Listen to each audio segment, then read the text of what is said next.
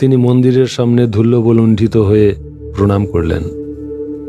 আমরাও ধুল্লবলুণ্ঠিত হয়ে প্রণাম করে তাঁর সঙ্গে কোনাকুনি রাস্তা ধরে দ্রুত হেঁটে বেলা 1:30 নাগাদ এসে পৌঁছালাম আবার সেই মূল শ্রীপতি মন্দিরে। মন্দিরের প্রাঙ্গণে ঢুকে দেখি সেখানে দণ্ডী সন্ন্যাসীদের ভিড়। মহান্তজি মন্দিরের সামনে গিয়ে দাঁড়াতেই গর্ভগৃহ হতে পুরোহিতজি হাতের ইশারা করে আমাদেরকে কাছে ডাকলেন। অশ্রুরুদ্ধ কণ্ঠে বললেন, এই মন্দিরে প্রতিদিন 7 জনের উপযোগী অন্নভোগের ব্যবস্থা আছে। মিনিট 5 আগে এরা এসে উপস্থিত হয়েছেন। পুরীতে জগন্নাথ ক্ষেত্র শ্রীক্ষেত্র নামে বিখ্যাত হওয়ার পূর্বেই লক্ষ্মীনারায়ণজির বিবাহস্থল এই মূল শ্রীপতি তীর্থই শ্রীক্ষেত্র নামে প্রসিদ্ধ ছিল। সারা ভারত জুড়ে এই শ্রীক্ষেত্রের সুখ্যাতি। এখান থেকে দণ্ডী সন্ন্যাসীদের মতো পূজনীয় নারায়ণ স্বরূপ অতিথিদেরকে প্রসাদ না দিয়ে ফিরিয়ে দিতে পারি না। যাঁর মন্দিরে ওরা এসেছেন তিনিই ওদের ব্যবস্থা করবেন। লজ্জাহারী নারায়ণ নিশ্চয়ই এই ভিত্তিহীন দরিদ্র ব্রাহ্মণকে রক্ষা করবেন। আপনারা শুধু কৃপা করে আমাকে এইটুকু সাহায্য করুন। আপনার শিষ্যদেরকে বলুন তাঁরা যেন এই অতিথিদেরকে প্রসাদ পরিবেশনে সাহায্য করেন। প্রসাদের 3টি পাত্র নামাবলী দিয়ে ঢাকা আছে। ঢাকা কেউ খুলবেন না। পাত্রে কি আছে তা কেউ উঁকি মেরেও দেখবেনও না। আপনি কেবল সাবধানে অল্প করে নামাবলী তুলে সন্ন্যাসীদের করঙ্গা পূর্ণ করে প্রসাদ বিলি করবেন। আমি জপে বসি। সানন্দে সম্মতি দান করে হাত পা ধুয়ে এসে মহান্তজি হাত জোর করে দণ্ডী সন্ন্যাসীদেরকে মণ্ডল আকারে বসিয়ে দিয়ে তাদের প্রত্যেকের বড় বড় করঙ্গা চেয়ে নিয়ে ভোগপাত্রের আবরণ নামাবলী ঈষৎ উত্তোলন করে প্রত্যেকটি করঙ্গা পূর্ণ করে দিলেন। আমরা সোৎসাহে 43 জন দণ্ডী সন্ন্যাসীকে অত্যন্ত শ্রদ্ধা ভরে সেই ভোগ পরিবেশন করলাম। তাঁরা ব্রহ্মার্পণং ব্রহ্মহবি ব্রহ্মগ্নৌ ব্রহ্মানহুতম ইত্যাদি মন্ত্র পাঠ করে ভোগ গ্রহণ করছিলেন। তাঁদের ভোজনের শেষের দিকে পুরোহিতজি এসে যুক্ত করে দাঁড়ালেন। প্রত্যেককে হাত জোর করে জিজ্ঞাসা করলেন, অর্থরাসা দিও। তাঁরা নীরবে মাথা নেড়ে সংকেতে জানালেন যে তাঁদের আর প্রয়োজন নাই। ভোজনান্তে আচমন করে একজন দণ্ডী সন্ন্যাসী হাসি মুখে পুরোহিতজিকে জানালেন যে তৃপ্ত হস্মি বয়ং সর্বে তৃপ্তাহা। आप क्या नहीं जानते हैं, दंडी लोगों ने 2 दफे कभी नहीं लेते हैं। हम लोग ने बहुत परितृप्त हो चुका। এই বলে তাঁরা তাঁদের উচ্ছিষ্ট করঙ্গা হাতে নিয়ে নর্মদা কিনারার দিকে চলে গেলেন। এইবার আমরা প্রসাদ পেতে বসলাম। পুরোহিতজি আমাদেরকে সেই একইভাবে ভোগপাত্রের আবরণ কিঞ্চিত তুলে তুলে পেট ভরে খাওয়ালেন। নিজেও আমাদের সঙ্গে বসে পেট ভরে খেলেন। খাবার পর নামাবলী উঠিয়ে নিয়ে দেখলেন যে ছোট ছোট 2টি পাথরের থালায় এখনও 3 জনের উপযোগী ভোগ পড়ে আছে। তিনি জানালেন যে তাঁর স্ত্রী পুত্রবধূও এই মহাপ্রসাদের প্রত্যাশায় বসে থাকেন। আমাদেরকে কিছুতেই হাত লাগাতে দিলেন না।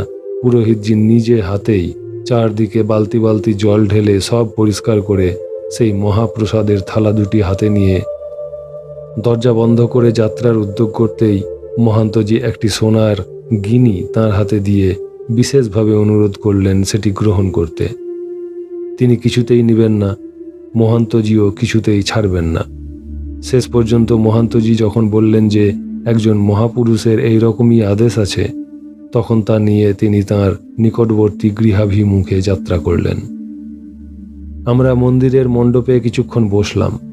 মতীন্দ্রজি চুপি চুপি আমাকে বললেন, ভাই, কেমন সুন্দরভাবে লীলাময় ঠাকুর লোকচক্ষুর অন্তরালে এক অভিনব দিব্য দৃশ্যের অবতারণা ঘটালেন, দেখলেন তো?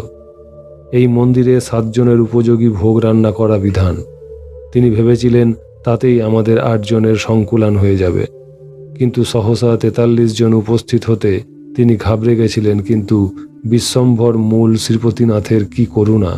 43 যুক্ত 8 যুক্ত সপরিবারে পুরোহিতজির 4 জন, এই মোট 55 জন মানুষের ভরপেট খাওয়ার ব্যবস্থা হয়ে গেল। অলক্ষ্যে ভোগের পরিমাণও বেড়ে গেল। রতন ভারতীজি স্বগতোক্তি করলেন, दूध, घी, अंगूर, कमला, पेस्ता, बादाम और चावल सब एक साथ में मिलाकर ऐसा स्वादिष्ट महाप्रसाद मुझे जिंदगी भर कभी नहीं मिला। মহান্তজি বা আমরা কেউ তাঁর কথার জবাব দিলাম না। মনের মধ্যে তখন নানা কথা তোলপাড় করছে। মুখে কোনো অভিব্যক্তি প্রকাশ না ঘটলেও আমরা সবাই যে এই ঘটনায় অভিভূত হয়েছি সে বিষয়ে কোনো সন্দেহ নাই। বেলা 3:30 নাগাদ আমরা হরনর্মদে ধ্বনি দিতে দিতে মূল শ্রীপতি মন্দিরে পরিক্রমা ও প্রণাম করে হাঁটতে লাগলাম সেই কোনাকুনি রাস্তা ধরে। বেলা 4টার সময় আবার আমরা গিয়ে উপস্থিত হলাম সেই সিদ্ধেশ্বর লিঙ্গের মন্দিরে। এখন মন্দিরের দরজা খোলা, পুরোহিতজি এসে গেছেন। গর্ভগৃহ ঘিয়ের প্রদীপে আলোকিত। প্রায় 6 ইঞ্চি দীর্ঘ ঘন নীলাভ সিদ্ধেশ্বর লিঙ্গ হতে অত্যুজ্জ্বল আভা যেন ঠিকরে পড়ছে। লিঙ্গগাত্রে বিন্দু বিন্দু ঘামের মতো দেখা যাচ্ছে, তা চুইয়ে চুইয়ে পড়ছে। পুরোহিতজি বললেন, এই যে ঘর্মবিন্দু দেখা যাচ্ছে অহর্নিশ এইরকমই দেখা যায়। এই জন্য এই সিদ্ধেশ্বর লিঙ্গকে অমৃতস্রাবী লিঙ্গ বলা হয়। যদি কোনো মাতা পিতার একমাত্র পুত্র সন্তান কোনো নিদারুণ ব্যাধিতে মৃতপ্রায় হয়, ডাক্তাররা যখন তার জীবনের আশা ত্যাগ করেন, তখন সেই মুমূর্ষু বালকের মাতা পিতা বালককে নিয়ে এই মন্দিরে এসে মহাদেবের কৃপা ভিক্ষা করলে আমরা মুমূর্ষুর জিহ্বা টেনে তাতে এই লিঙ্গগাত্রস্থিত ঘর্মবিন্দু সিদ্ধ বেদমন্ত্র উচ্চারণ করতে করতে লাগিয়ে দিই। ওং অন্তকায় মৃত্যবে নমঃ প্রাণা অপানা ইহতে রমন্তাম ইহায়মস্তু পুরুষঃ সাহসুনা সূর্যস্য ভাগে অমৃতস্য লোকে। অর্থাৎ, হে জীবনান্তকারী মৃত্যু, তোমাকে নমস্কার করি। এই মুমূর্ষুর প্রাণ ও অপান বায়ু এখানেই থাকুক, এর আত্মা সূর্যলোকে এবং অমৃতলোকে অবস্থিত করুক।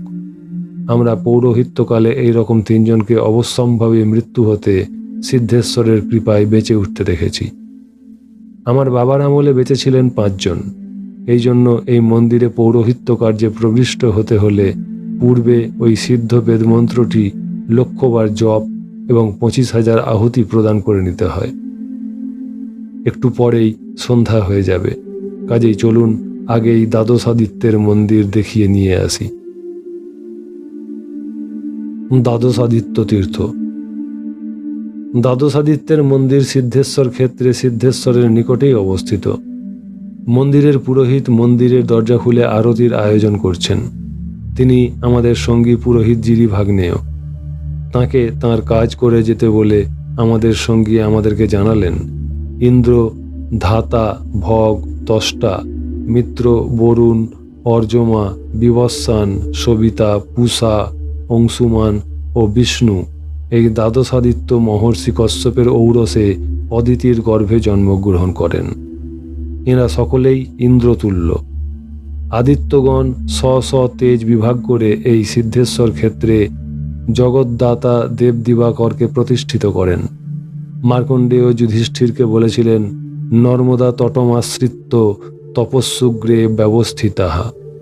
সিদ্ধেশ্বরে মহারাজ কাশ্যপেয়ই মহাত্মভি। যুগক্ষয়ে প্রলয়কালে উপস্থিত হলে যে দ্বাদশাদিত্য উদিত হন, তাঁদের মধ্যে ইন্দ্র পূর্ব দিকে, ধাতা আগ্নেয় দিকে, গভস্তিপতি জাম্যে, ত্বষ্টা নৈঋত দিকে, বরুণ পশ্চিমে, মিত্রবায়ু কোণে, অর্যমা সৌম্যদিক ভাগে, বিবস্বান ঈশান দিকে এবং সবিতা ঊর্ধ্ব দিকে তাপদান করতে থাকেন। আর পূষা অধোদিককে তপ্ত করিতে থাকেন এবং অংশুমান বিষ্ণু মুখ নির্গত অগ্নির দ্বারা জগৎকে দগ্ধ করেন। তৈত্তিরিয়ে 12 জন আদিত্যের পরিবর্তে 8 জন আদিত্যের নাম পাওয়া যায়, যথা মিত্র, বরুণ, ধাতা, অর্চমা, অংশুমান, ভগ, ইন্দ্র এবং বিবস্বান। পুরাণে আছে, সূর্যপত্নী সংজ্ঞা স্বামীর তেজ সহ্য করতে না পেরে পিতাকে জানালে বিশ্বকর্মা আদিত্যকে 12 খণ্ডে ভাগ করে সূর্যের তেজ হ্রাস করেন। এই 12 ভাগে বিভক্ত সূর্য 12 নামে 12 মাসে উদিত হন। সেই থেকে বৈশাখে তপন, জ্যৈষ্ঠে ইন্দ্র, আষাঢ়ে রবি, শ্রাবণে গভস্থি, ভাদ্রে যম, আশ্বিনে হিরণ্যরেতা, কার্তিকে দিবাকর, অগ্রহায়ণে চিত্র, পৌষে বিষ্ণু, মাঘে অরুণ, ফাল্গুনে সূর্য এবং চৈত্রে বেদজ্ঞ নামে উদিত হন। শতপথ ব্রাহ্মণে 12 জন আদিত্য 12 মাসের প্রতীক রূপে উল্লিখিত হয়েছেন। তার কথা শেষ হলো, সূর্যাস্তও হয়ে গেল। আমরা মন্দিরে উঁকি মেরে দেখলাম পাথরের মন্দিরের 4 দেওয়ালে দ্বাদশাদিত্যের মূর্তি খোদিত আছে। মেঝের মধ্যস্থলে শিবলিঙ্গ। আমরা প্রণাম করে পুরোহিতজির সঙ্গে সিদ্ধেশ্বরের মন্দিরে পুনরায় ফিরে এলাম। তিনি আরতি করতে আরম্ভ করলেন। আরতি শেষ হয়ে সন্ধ্যা 6টা বেজে গেল। আরতির পর আমরা প্রণাম করে বিদায় নিতে উদ্যত হতেই তিনি বললেন, আপ লোগ আভি কাহা যায়েঙ্গে? মহান্তজি তাঁকে জানালেন যে বৃষকাত হতে কিছু দূরেই তাঁর এক ভক্তের বাড়িতে যাবেন। শুনেই তিনি মন্দিরের দরজা বন্ধ করে দিলেন। দিয়ে বললেন, চলিয়ে मैं भी उधर ही जाएंगे। आज शुक्ला पंचमी तिथि सोमवार, पथ में और भी 2-3 ठो तीर्थ आपको दिखा दूंगा। ভালোই হলো তিনি আমাদেরকে সঙ্গে নিয়ে পথ দেখিয়ে নিয়ে এলেন চন্দ্রপ্রভাস তীর্থে। চন্দ্রপ্রভাস তীর্থে নর্মদা তটের একটি ঘাটে দাঁড়িয়ে ব্রাহ্মণ বললেন, चंद्रमा ने समस्त सिद्धों के सहित परम प्रसन्नता के साथ इस तीर्थ को स्थापित किया। इधर ग्रहण स्नान का महत्व है। उत्तीर्ण बराह तीर्थ। চন্দ্রপ্রভাস তীর্থের ঘাট থেকে কতকটা আঁকা বাঁকা পথ হাঁটিয়ে তিনি আরেকটি ঘাটে এনে আমাদেরকে জানালেন, यह है उत्तीर्ण बराह तीर्थ। 5वें कल्प में यहाँ बराह भगवान ने पृथ्वी का उद्धार किया था। ज्येष्ठ शुक्ला एकादशी का विशेष महत्व है। সোমেশ্বর তীর্থ। সেখান থেকে তিনি আমাদেরকে নিয়ে এলেন সোমেশ্বর তীর্থে। এখানেও কোনো মন্দির নাই। পুরোহিতজি আমাদেরকে জানালেন, सोम जी का क्षय रोग प्रयाग संगम पर नष्ट हुआ था। फिर सोम ने यहाँ 7 वर्ष तप करके स्वलोक प्राप्त किया था। আমরা সকলে ঘাটে নেমে নর্মদা স্পর্শ করলাম। জল ভীষণ কনকনে ঠান্ডা। এই সময়ে আমি মহান্তজিকে বললাম, অন্ধকারে সবকিছু ভালো করে দেখতে পাচ্ছি না, ঠান্ডা বাতাসও বইছে, শীতে আমার কষ্ট হচ্ছে, আজকের মতো পরিক্রমা বন্ধ করলে ভালো হয়। মহান্তজি আমার কথা শুনে পুরোহিতজির হাতে 5টি টাকা দিয়ে তাকে অজস্র ধন্যবাদ জানিয়ে বিদায় দিলেন। একটা রাস্তার মোড়ে এসে পুরোহিতজি বাঁদিকে বেঁকে গেলেন। তাঁর বাড়ি সেই রাস্তায়। আমরা ডান দিকে রাস্তা ধরে হাঁটতে লাগলাম। প্রায় 20 মিনিট হেঁটে আমরা ভারত শহরে প্রবেশ করলাম। রাস্তায় টিমটিম আলো জ্বলছে। পথে সাধারণ পথিকের চলাচল বেশি। সাইকেল ও ঘোড়ার গাড়িতে চেপে অনেক লোক যাতায়াত করছে। আমরা প্রায় 9টা 10 মিনিটে জগন্নাথজির বাড়িতে এসে পৌঁছলাম।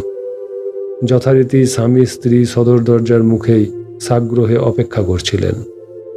তাঁদেরকে দেখেই মহান্তজি প্রথমেই জিজ্ঞাসা করলেন, তোমরা সকলে খেয়েছ তো? আজও আমাদের ভৃগুক্ষেত্রে সব তীর্থ দেখা হলো না। এখনও 12টি তীর্থ দর্শন আমাদের বাকি থাকলো। কাল সকালেও আমাদেরকে বেরোতে হবে। লক্ষণ ভারতীজির সঙ্গে দেখা হয়েছিল নাকি? তাকে কাল সকালে বলে আসবে 18ই কার্তিকের আগে আশ্রমে ফিরতে পারবো বলে মনে হয় না।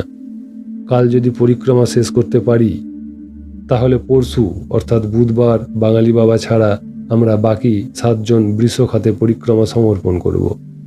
তারপর পুরা একদিন তোমাদের এখানে বিশ্রাম করে 18ই কার্তিক বিকালে মূল আশ্রমে ফিরব। তাকে নিশ্চিন্ত করে আসবে আমি আশ্রমে না ফেরা পর্যন্ত দক্ষিণ তটের পরিক্রমাবাসীরা ফিরছেন না। এক নিঃশ্বাসে এতগুলি কথা বলে মহান্তজি দোতলায় উঠতে লাগলেন। দোতলায় উঠতেই ভক্ত দম্পতি তাঁর হাত পা ঈষদুষ্ণ গরম জলে ধুইয়ে মুছে দিলেন। আমরাও ঈষদুষ্ণ গরম জলে পা হাত ধুয়ে যে যার নির্দিষ্ট ঘরে ঢুকে আসন শয্যা পেতে নিলাম। আমরা ঘরে বসেই শুনতে পাচ্ছি জগন্নাথজির কোনো কথার উত্তরে মহান্তজি বেশ উষ্ণ কণ্ঠেই বলে চলেছেন, তুমি কাল সকালে লক্ষ্মণ ভাইয়াকে বলে আসবে আমার কাছে মূল আশ্রম বা গদির মূল্য অকিঞ্চিতকর।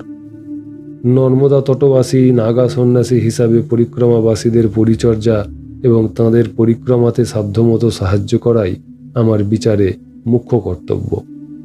আশ্রম গদি ঠাট বাট ভিড় ভাড়াক্কাতে আমি শান্তি পাই না। আমরা আমাদের ঘরের দরজা বন্ধ করে দিলাম।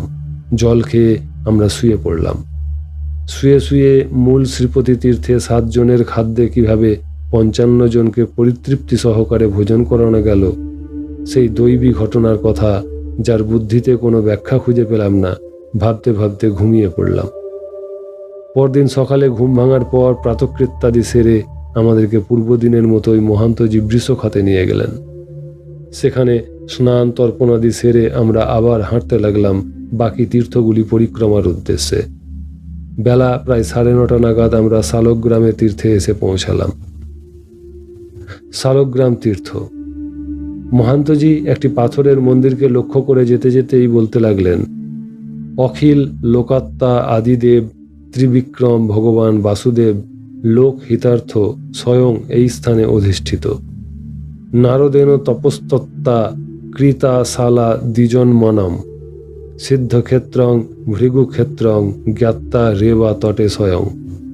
স্বয়ং দেবর্ষি নারদ রেবা তীরস্থিত ভৃগুক্ষেত্রকে সিদ্ধিক্ষেত্র জেনে এখানে বিপুল তপস্যা করেছিলেন এবং তিনিই এখানে ব্রাহ্মণদের বসবাসের জন্য গৃহ নির্মাণ করে দেন।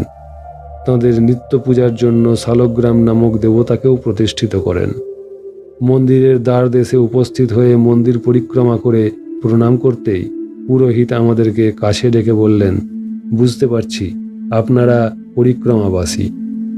যদি সকলেরই ব্রাহ্মণ শরীর হয় তাহলে কাছে এগিয়ে আসুন, আপনাদেরকে ঠাকুর দর্শন করায়।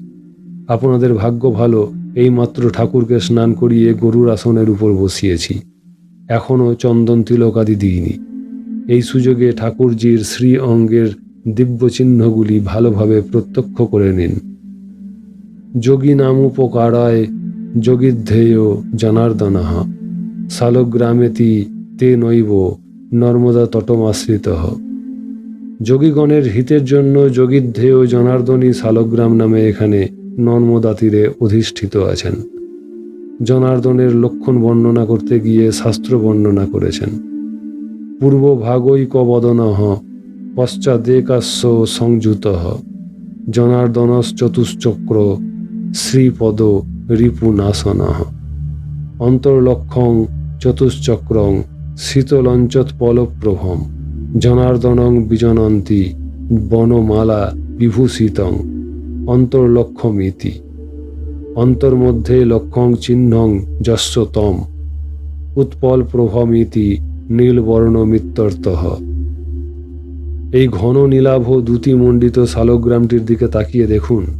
এর সামনে একটি গহ্বর এবং পেছনে একটি গহ্বর, অর্থাৎ এর সামনে একটি মুখ, পেছনে একটি মুখ। প্রতিটি মুখের ভেতরে 2টি করে চক্র বিরাজিত। উপরে এই দেখুন বনমালার চিহ্ন। এইগুলি জনার্দন শিলার লক্ষণ। যোগী জনবাঞ্ছিত এই দেবতার কৃপায় তুরীয় পদের প্রাপ্তি ঘটে। মহান্তজি আমার হাতে 10টি টাকা দিয়ে পুরোহিতজিকে দক্ষিণা দেওয়ালেন। পুনরায় সকলে প্রণাম করে আমরা প্রায় 10 মিনিট হেঁটে ভারতের উপকণ্ঠস্থিত গ্রামাঞ্চলে জালেশ্বর তীর্থে এসে পৌঁছালাম। জালেশ্বর তীর্থ। এখানে একটি বহু পুরাতন পাথরের মন্দিরের মধ্যে জালেশ্বর বা কালাগ্নি নামক স্বয়ম্ভু লিঙ্গ বর্তমান। অমরকণ্টকে নর্মদা উদ্গম মন্দির হতে প্রায় 7 মাইল দূরে ঈশান কোণে যেমন পাহাড়ের ধারে জালেশ্বর মন্দির অযত্ন রক্ষিত অবস্থায় দেখে এসেছি, তেমনি এ মন্দিরের কেউ কোনো যত্ন নেন বলে মনে হলো না। অমরকণ্টক স্থিত জালেশ্বরের ডান পাশে যেমন একটি কূপ বর্তমান, তেমনি ভৃগুক্ষেত্র স্থিত এই জালেশ্বরের ডান পাশেও একটি কূপ বর্তমান। ত্রিপুরাসুরকে বধ করার সময় অমরকণ্টক স্থিত জালেশ্বরের কূপ হতে যেমন কালাগ্নি উদ্ধত হয়েছিল, তেমনি প্রাচীনকালে দৈত্য ও রাক্ষসদের অত্যাচারে লুপ্তপ্রায় বৈদিক ক্রিয়া এবং ধর্মকে রক্ষা করার জন্য ভৃগুক্ষেত্রস্থিত এই স্থানে জালেশ্বর পাতাল ভেদ করে সমুদ্ভূত হন এবং তৎসন্নিহিত কূপের মধ্যে হতে নির্গত জালাগ্নি দৈত্য ও রাক্ষসদেরকে ভস্মীভূত করেছিলেন। একটি কুণ্ড দেখিয়ে মহান্তজি বললেন, এই কুণ্ডের অসীম মাহাত্ম্য। বাঙালি বাবা, তুমি এই কুণ্ডের জলে পিতৃতর্পণ করো, ততক্ষণ আমরা জালেশ্বরের মাথায় জল ঢালি ও পূজা করি। তর্পণান্তে তুমিও বাবার মাথায় জল ঢেলে পূজা করবে। আমাদের সকলের পূজা শেষ হতে বেলা প্রায় 11:30 বেজে গেল। আমরা হরনর্মদে ধ্বনি দিতে দিতে জালেশ্বরের মন্দির পরিক্রমা করে কনখল তীর্থে এসে পৌঁছালাম। কনখল তীর্থ, মহান্তজি বললেন, এখানকার মন্দিরে দেবী কনকেশ্বরী রূপিণী চামুণ্ডার সিদ্ধযন্ত্র বর্তমান। এই তীর্থে গরুরের তপস্যায় তুষ্ট হয়ে দেবী তাকে বিষ্ণুর বাহনত্ব এবং পক্ষীকুলের মধ্যে ইন্দ্রত্ব লাভের বর দেন। উত্তর তটের ঝাড়িপথ অতিক্রম করে আদিত্যেশ্বর পেরিয়ে আমরা যেমন গরুরেশ্বর নামক গরুরের তপস্থলী দেখে এসেছি, এটিও তেমনি তাঁর তপস্যা ক্ষেত্র। এখানে তিনি দেবী চামুণ্ডার তপস্যা করে কনকেশ্বরী দেবীর যন্ত্র প্রতিষ্ঠিত করেন। এই মহল্লা বর্তমানে উত্তমপুর নামে পরিচিত। গরুরের তপস্যার পূর্বেই লক্ষ্মী দেবী এই উত্তমপুর প্রতিষ্ঠা করে দেবারাধিতা কনকেশ্বরী রূপিণী চামুণ্ডাকে আবাহন করে অনুরোধ করে বলেছিলেন, রক্ষণায় ময়া দেবী যোগক্ষেমার্থ সিদ্ধয়ে মাতৃবৎ প্রতিপাল্যং তে সদা দেবী পুরং মম। আমি যোগক্ষেম সিদ্ধির জন্য এই পুর প্রতিষ্ঠা করলাম। দেবী, আপনি মায়ের মতো সতত এই পুর রক্ষা করবেন। মাতা লক্ষ্মীকে তাই হবে বলে চামুণ্ডা জগামাকাশ্চমাবিশ্ব ভূত সংঘ সমন্বিতা ভূত নিবহকে সঙ্গে নিয়ে আকাশের মধ্যে প্রবেশ করে তিনি অদৃশ্য হয়ে গেছিলেন। যখন এই ভৃগুকচ্ছ লক্ষ্মীক্ষেত্র নামে পরিচিত ছিল, সেই সুপ্রাচীন যুগ হতে আজ পর্যন্ত এখানে কত মুনি ঋষি যে সিদ্ধিলাভ করেছেন তার ইয়ত্তা নাই। আমরা কিছুক্ষণ জপ করে প্রণাম আনতে এরণ্ডি তীর্থে গিয়ে পৌঁছালাম। এরণ্ডি তীর্থ, এই এরণ্ডি সেই এরণ্ডি নন। পূর্বযুগ হতে এখানে এরণ্ড নামে একজন মুনি বাস করতেন। তাঁর একমাত্র কন্যার নাম ছিল এরণ্ডি। অনুপম রূপলাবণ্য নিয়ে জন্মগ্রহণ করলেও পূর্বজন্মের সংস্কার বশে তিনি বাল্যবিধি তপ জপেই নিরত থাকতেন। যৌবন প্রাপ্তা হলে দেশ দেশান্তর হতে বহু রাজপুত্রও তাকে বিবাহ করার জন্য এরণ্ড মুনির দ্বারস্থ হন। তপস্যায় বিঘ্ন হচ্ছে দেখে মুনিকন্যা শেষ পর্যন্ত নদী রূপে পরিবর্তিত হয়ে সমুদ্রে প্রবেশ করেন। শুক্লপক্ষের চতুর্দশী তিথিতে এখানে পিতৃপুরুষদের তর্পণ করা বিধি। সে সময় ভারত শহর থেকে বহু লোক এখানে তর্পণ করতে আসেন। ধূতপাপ তীর্থ,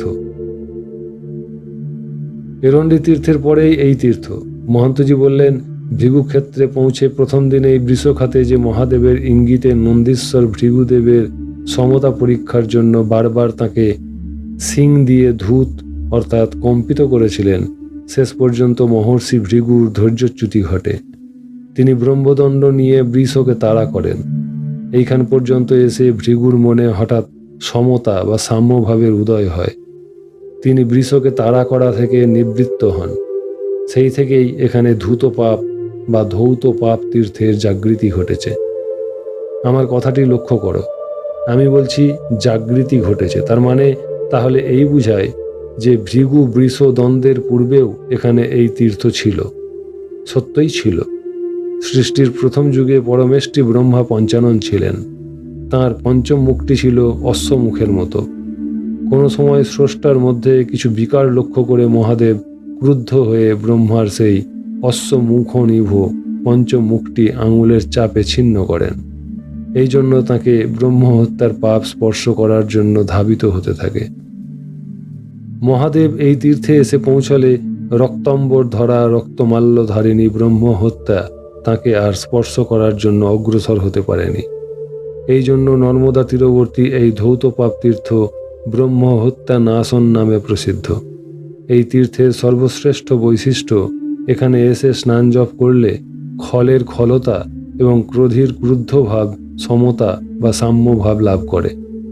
এখানে ধৌতেশ্বরী দুর্গার একটি প্রস্তরময়ী বিগ্রহ স্থাপিত আছে। এই তীর্থের জল স্পর্শ করে প্রায় 8 মিনিট হেঁটে একটি বহু প্রাচীন শিব মন্দিরে এসে উপস্থিত হলাম। মন্দিরের আশেপাশে ঝোপঝাড়ের জঙ্গল। কেদার তীর্থ, মহন্তজি বললেন, এই তীর্থের নাম কেদার তীর্থ। হিমালয়ে স্থিত কেদারনাথের মতোই এই স্থান পরম পবিত্র এবং পূর্ণ তপভূমি। অগ্রবর্তী মন্দিরে স্বয়ং কেদারনাথ বিরাজমান। মন্দিরের দরজা খোলাই ছিল। মন্দিরের পুরোহিতজি বসে বসে জপ করছিলেন। আমাদের মন্দির পরিক্রমার পর তিনি আমাদেরকে জানালেন, সত্যযুগে কোনো এক সময় হরিপ্রিয়া লক্ষ্মী মাতা মহর্ষি ভৃগুর উপর বিরক্ত হয়ে তাকে অভিশাপ দেন, ভৃগুক্ষেত্র অপবিত্র এবং সর্বদেবদেবী বর্জিত হোক। এই বলে তিনি ভৃগুক্ষেত্র ত্যাগ করে চলে যান। তারপর ভৃগু বায়ুভোজী ও নিরাহার অবস্থায় সুদুশ্চর শিব তপস্যা আরম্ভ করেন। তপস্যায় তিনি এত কৃশ হয়ে গেছিলেন যে সে সময় তাঁর দেহে স্নায়ু শিরাও দেখা যেত। শেষ পর্যন্ত আশুতোষ বিচলিত হয়ে সপ্ত পাতাল ভেদ করে অনাদি লিঙ্গরূপে ভৃগুর সামনে প্রকটিত হন। ভৃগু এই পঞ্চক্রোশী তীর্থ লক্ষ্মীর শাপ হতে বিমুক্ত হোক এই প্রার্থনা করেন। মহাদেব মহর্ষি ভৃগুর প্রার্থিত বর তো দিলেনই, অধিকন্তু বললেন, আমি এখানে অনাদি কেদারলিঙ্গ নামে সতত বিরাজমান থাকব। আমরা কেদারলিঙ্গকে হরনর্মদে বলতে বলতে পরিক্রমা করে মন্দিরের পুরোহিতজির নির্দেশ মতো ত্রম্বকং যজামহে এই বেদমন্ত্রে কেদারনাথের মাথায় জল ঢেলে প্রণাম করলাম। সৌভাগ্য সুন্দরী দেবী। কেদারনাথকে দর্শন ও প্রণাম করে মহান্তজি বললেন, পরিক্রমার বিধি অনুসারে আমাদেরকে পুনরায় বৃষরূপী নন্দীর খুঁড়ে ইতস্তত ছিন্ন বিদীর্ণ বৃষখাতের সন্নিহিত পূর্বদৃষ্ট সৌভাগ্য সুন্দরী দেবীর মন্দিরে যেতে হবে। তাঁর যেমন কথা তেমনই কাজ। তিনি দ্রুত পদে হাঁটতে লাগলেন। মতীন্দ্রজি জানালেন, বেলা 1টা বেজে গেছে। আমরা ভারত শহরের সীমান্তে নর্মদা তট ধরে প্রায় 40 মিনিট হেঁটে বৃষখাতের নিকটে সৌভাগ্য সুন্দরীর মন্দিরে এসে পৌঁছালাম। আজ সকালেও আমরা এখানে স্নান তর্পণ করে গেছি। ক্ষণিকের জন্য আমার মনে হলো এই মন্দির তো আমরা গত 3 দিনের মধ্যে যে কোনো সময় দেখে নিলে পারতাম, কিন্তু মহান্তজি বলেছেন এই নাকি পরিক্রমার বিধি। হবে, এইসব বিধি মানতে গিয়েই তো বারবার একই পথে ঘুরপাক খাচ্ছি। তা না হলে ভৃগুকচ্ছের 46টি তীর্থ দেখতে 2 দিন সময়ই যথেষ্ট। বেশি চিন্তার অবসর পেলাম না। মহান্তজি বলছেন, এই তীর্থে যে এত লোকের ভিড় দেখছো তার কারণ ভাগ্যান্বেষী গৃহীদের এখানে মা সৌভাগ্য সুন্দরীর দয়ায় অভীষ্ট সিদ্ধি হয়। তিনি একে একে আমাদেরকে শ্রী শ্রী লক্ষ্মী মাতা, অষ্টাদশ দুর্গা, ষোড়শ ক্ষেত্রপাল, একাদশ রুদ্র, দ্বাদশ আদিত্য, দ্বাদশ গণেশ, 21 জন বসু এবং অষ্টনাগের ছোট বড় অনেক বিগ্রহ দর্শন করালেন। বিশাল মন্দিরের চারপাশে আরও অনেক ছোট ছোট মন্দিরে, এমনকি মূল মন্দিরের দেওয়াল গাত্রেও ওই সব বিগ্রহের মূর্তি খোদিত আছে। ভক্তদের প্রদত্ত সিঁদুর ও বেলপাতায় সমস্ত বিগ্রহই অল্প বিস্তর ঢাকা পড়েছে। মহান্তজি সকল বিগ্রহের পরিচয় দিলেন। কেবল অষ্টবসুর নাম বলতে গিয়ে বললেন, আমার ঠিক স্মরণে আসছে না, পরে মনে পড়লে তোমাদের বলবো। শুধু এই সার কথা জেনে রাখো, সর্বসিদ্ধিদাত্রী সৌভাগ্য সুন্দরী দেবী এখানে ওই সব দেবতা সহ সর্বদা বিরাজমান। আমরা মন্দিরে প্রণাম সেরে মন্দিরের এলাকা থেকে বাইরে বেরিয়ে এসে দেখি একজন শিখা সূত্রধারী সৌম্যদেহী পণ্ডিতজি দাঁড়িয়ে আছেন। তিনি মহান্তজিকে নমো নারায়ণায় বলে অভিবাদন করে দূরস্থ একটি পরিত্যক্ত মন্দির দেখিয়ে বললেন, অশ্বত্থ গাছের তলায় ওই যে মন্দিরের অর্ধাংশ জলে ডুবে আছে, সেখানে আপনাদেরকে নিয়ে যাবার জন্য একজন মহাত্মা আমাকে পাঠিয়েছেন। আপনাদের পরিচিত, আপনারা গেলেই চিনতে পারবেন। তার কথা শুনেই আমরা পরস্পর মুখ চাওয়াচাওয়ি করতে লাগলাম। তিনি যে কে তা মহান্তজি অনুমান করতে পারলেন না। রতন ভারতীজি বললেন, গুরুজি, লক্ষণ ভারতীজি নন তো? মহান্তজিকে কোনো উত্তর দিতে হলো না। মতীন্দ্রজি রতন ভারতীজিকে ঈষৎ ধমকের সুরে বললেন, বলিহারি আপনার বুদ্ধিকে। লক্ষণ ভারতীজির কখনো গুরুজিকে লোক মারফত ডেকে পাঠানোর সাহস হবে? গুরুজির প্রতি তাঁর শ্রদ্ধা, ভক্তি ও সৌজন্যবোধ কারোর চেয়ে কম নয়। মহান্তজি গম্ভীর মুখে হেঁটে চলেছেন সেই পণ্ডিতজির পেছনে পেছনে। সেই পরিত্যক্ত গৃহের পেছনে পৌঁছেই আমাদের সব সংশয় দূর হলো। আমরা শুনতে পেলাম গুনগুন করে কেউ যেন গেয়ে চলেছেন,